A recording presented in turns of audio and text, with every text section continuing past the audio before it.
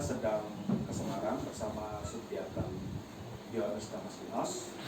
Kita berdoa sehingga pelayanan beliau di Semarang menghasilkan buah yang baik, dan kiranya kita percaya bahwa segala yang kita perbuat bagi Tuhan di dalam ketulusan hati tidak pernah ada yang mengecewakan. Baik, Bapak Ibu yang terkasih di dalam nama Tuhan Yesus Kristus, pada minggu ini kita memperingati Minggu Yohanes Klimakos. Yohanes sang tangga yang hidup di abad ke-6. Dia lahir tahun 570, meninggal kira-kira tahun 680-an. Saya detailnya mungkin tidak hafal, tapi kira-kira tentang hidupnya segitu. Nah, Yohanes Klimakos ini dikenal karena suatu pengajarannya yang unik, yaitu tentang tangga, pendakian tangga ilahi. Kalau kita bicara tentang pendakian, kita dapat melihat di dalam kehidupan sekitar kita, orang-orang yang melakukan petualangan, mungkin naik ke gunung. Kalau di tempat kita ada Gunung Lawu, ada Gunung Semeru. Seringkali kita melihat mereka ini mendaki harus dengan susah payah, jalan yang terjal, hawa yang dingin. Kadang-kadang kalau pas musim hujan ya hujan deras. Kadang mereka harus menghadapi beberapa rintangan untuk mencapai puncak daripada misalkan Gunung Lawu atau Gunung Semeru. Mungkin mereka di sana hanya beberapa menit, nggak terlalu lama jika dibandingkan dengan pendakian itu yang bisa memakan waktu sampai berjam-jam. Kadang bisa 2 jam, bisa 3 jam, tergantung kondisi lingkungan dan keadaan tubuh pendaki tersebut.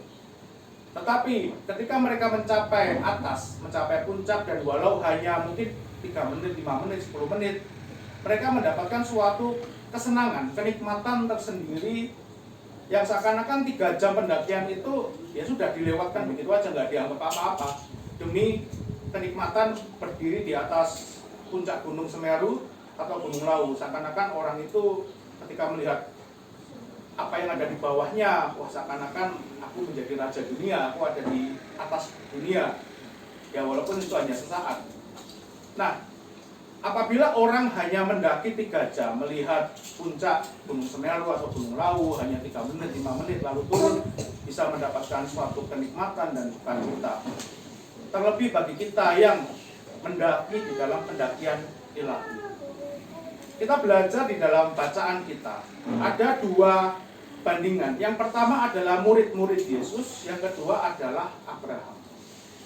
Di mana Abraham itu dikenal sebagai bapak orang beriman, dan dia dibenarkan karena imannya kepada Allah, sekalipun dia tidak melakukan hukum Taurat. Mengapa demikian? Pada zaman Abraham belum ada yang namanya hukum Taurat, belum ada hukum tentang namanya kosher sama tidak kosher, atau dalam istilah kita binatang yang halal dan haram, misalkan kayak babi, cumi-cumi, udang dan sejenisnya. Tetapi dia imannya kepada Allah yang begitu besar. Dia melakukan apa yang menjadi kehendak Allah, walaupun pada zaman yang baru Allah memerintahkan untuk sunat, yang pertama-tama dia lakukan kepada kedua anaknya, yaitu Ishak dan Ismail. Tetapi pada waktu itu belum ada namanya hukum Taurat. Jadi Abraham tidak dapat dikatakan dia dibenarkan karena melakukan hukum Taurat, karena Abraham belum ada hukum Taurat, belum diberikan hukum Taurat. Hukum Taurat baru diberikan ketika bangsa Israel keluar dari Mesir di padang gurun. Musa naik ke atas Gunung Horeb selama 40 hari dan diberikan hukum Taurat untuk mengatur bagaimana kehidupan umat Israel.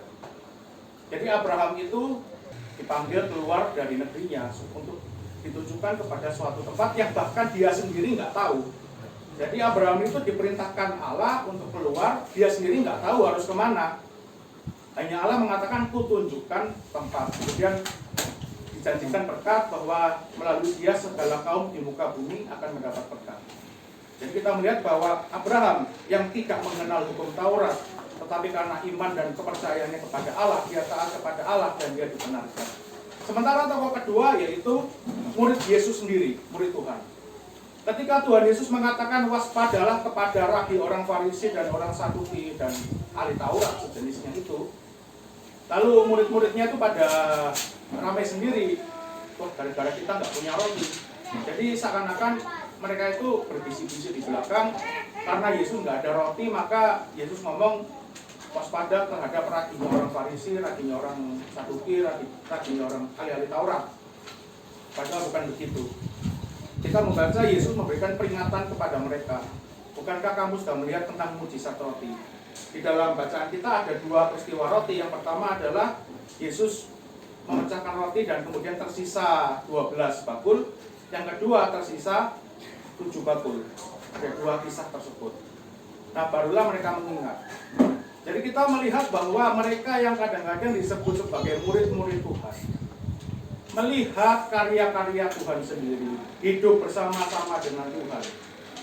Mereka melihat Yesus di depan mereka, tetapi mereka tidak mengerti siapa Yesus. Kenapa? Kenapa ada yang seperti ini?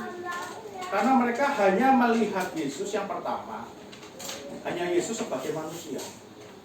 Hanya Yesus sebagai orang biasa yang tidak memiliki suatu peran yang khusus.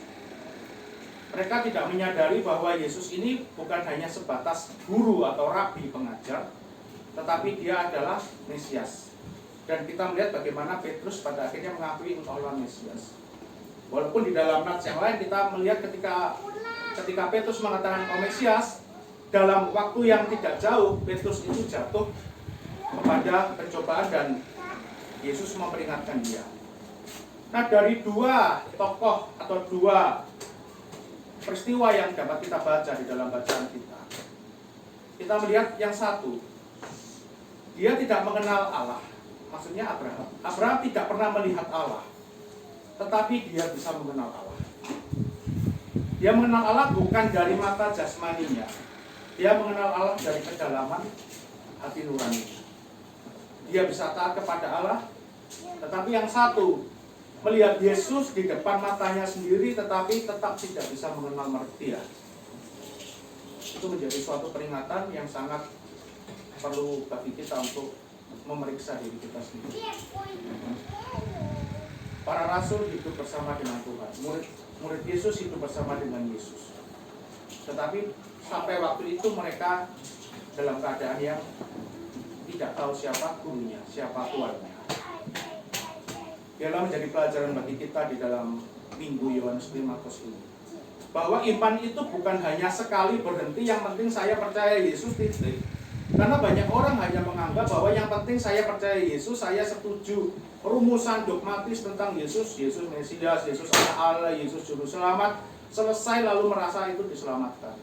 Iman kita bukanlah iman yang hanya huruf di atas kertas. Kalau iman itu hanya didasarkan pada pernyataan-pernyataan rumusan di atas kertas dan keyakinan pribadi semacam itu bukan iman dan tidak pernah menyelamatkan kita. Setiap jana suci, setiap tokoh-tokoh pahlawan iman di dalam Alkitab tidak pernah mengatakan hanya iman, tetapi mereka melakukan sesuatu yang sepadan dengan pengakuan iman mereka. Jadi iman dan perbuatan itu adalah satu koin dua sisi mata uang. Jadi bukan koin, satunya koin iman, satunya koin perbuatan. Seperti yang diajarkan di dalam pengajaran misalkan yang disebut sebagai semi pelagianisme, seakan-akan dua terpisah. Tidak. Iman dan perbuatan itu adalah satu kesatuan yang saling mengisi satu sama lain.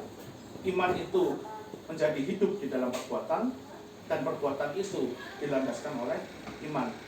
Di dalam iman dan perbuatan inilah kita bisa mengerti bagaimana Allah, kita bisa mengerti bagaimana karya Kristus, yang mana kita akan menyongsong di dalam 3 minggu ke depan puncak daripada pewahyuan Allah, yaitu pada kematian Kristus di atas salib bagi keselamatan dunia dan bagi dosa-dosa kita.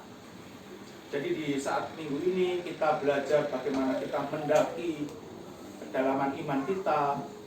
Mendaki itu salah satunya dengan cara apa? Kita selalu mengoreksi diri. Orang yang tidak pernah mengoreksi diri tidak pernah masuk ke dalam pendalaman batinnya sendiri. Orang itu tidak akan pernah masuk ke dalam, tidak akan pernah naik ke dalam jenjang kerohanian yang lebih tinggi. Imannya hanya mandek. Apalagi kalau iman hanya didasarkan pada mujizat. Iman yang didasarkan pada mujizat itu pasti iman yang sangat rapuh dan pasti akan kandas cepat atau lambat. Dan akhirnya orang itu biasanya akan, ketika iman itu kandas, imannya kandas karena dia mendasarkan pada mujizat, dia akan benar-benar murtad dan akan benar-benar hilang, akan sulit untuk kembali. Jadi buat pelajaran kita juga semua, bagi perenungan kita semua, jangan pernah karena mendasarkan iman kita pada mukjizat. Mukjizat yang terbesar adalah ketika Allah telah datang ke dalam dunia melalui anaknya untuk menyelamatkan kita yang seharusnya kita ini berdosa.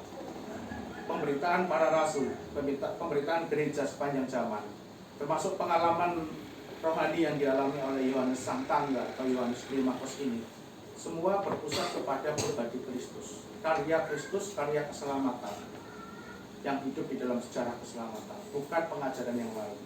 Jadi kalau ada yang mengajarkan ajaran yang lain, kita harus dengan tegas menolak. Jangan memberikan tempat sedikit pun terhadap pengajaran asing yang akan merusak pikiran kita, merusak hati nurani kita, merusak akal sehat kita, dan terlebih lagi menjauhkan hubungan kita dari Allah dan membuat iman kita mandek, bahkan mandul dan mati. Marilah kita semakin waktu yang dekat ini dengan pekan-pekan kudus yang akan kita hadapi, kita semakin mengawas diri, kita semakin menyadari keterbatasan kita, kelemahan diri kita, bahwa tanpa Allah kita tidak akan pernah dapat menjalani kehidupan, tanpa Allah kita tidak akan pernah dapat menemukan jati diri kemanusiaan kita, dan tanpa Allah kita tidak pernah dapat mendaki kepada kerohanian yang lebih tinggi, sehingga hidup kita semakin hari semakin kudus, semakin layak, semakin serupa dengan gambar kita, dan kita mencapai fitrahnya. Dan akhirnya ketika kita menjalani kehidupan dengan takut dan gentar kepada Allah, pada harinya kita akan dapat berdiri tegak di hadapan tahta pengadilan Kristus yang menakutkan itu. Dan ketika hari itu tiba, kita hanya bisa mengatakan kemuliaan bagi Allah atas segala sesuatu. Amin. Di nama Sang Bapa, Sang Putra, dan Sang Roh Kudus.